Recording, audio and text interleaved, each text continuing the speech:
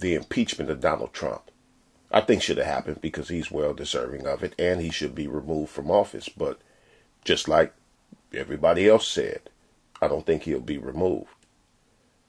But even if he wasn't impeached, I was indifferent about the whole thing anyway, because I've already said what my concern was, and that concern was, will enough people show up to vote him out in 2020? And I've said before that it looks like to me like Trump's hecklers are more concerned with highlighting his bloopers and blunders than they are with voting him out. There is continuing and pervasive discrimination in voting across the country that is undermining the fundamental right to vote for millions of Americans. It is essential that we pass H.R. 4 today, that it be enacted into law quickly so that we can protect this sacred right for all Americans. The vote is the most powerful, nonviolent instrument or tool we have in a democratic society, and people should be able to use it, all of our citizens. We're not there yet. And there are forces in America today trying to take us back to another time and another place. Yes. But with the passage of this bill, we're saying we're not going back, we're going forward. Since Shelby versus Holder decision, 23 states have enacted voter suppression laws denying millions the right to vote. We must restore the strength of the Voting Rights Act. That was a bill the House voted on about 3 weeks ago to stop these animals we know as the Republican Party.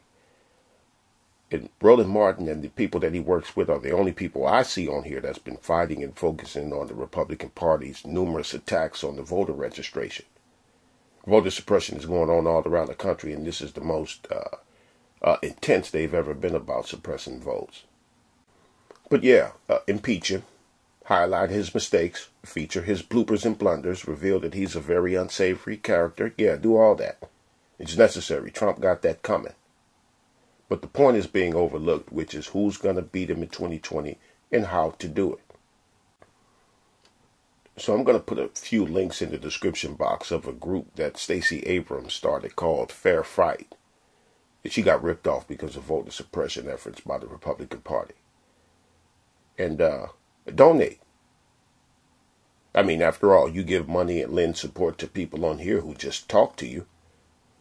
So surely you can give to a cause that helps to ensure that you have a say-so. And if you don't like Stacey for whatever reason, just type in anti-voter suppression organizations and help one of those other groups instead. Another group is named Common Cause. And there's a few other groups. Just look for anti-voter suppression groups.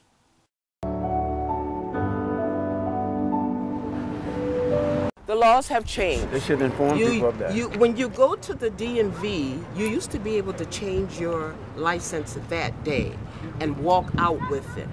Now you get a receipt. I think the opposing factor doesn't want me to vote. There's a certain group of people that they don't want to vote because they don't vote the way that they want them to vote. These people want to stay in power.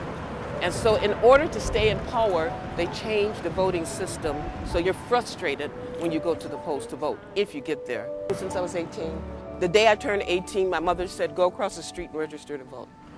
And that's what I did. Now, instead of getting your driver's license right away or the state ID, you have to wait because our IDs are processed in California. That is different to other states. That's different for us. That's one of the changes in the laws that people don't know about.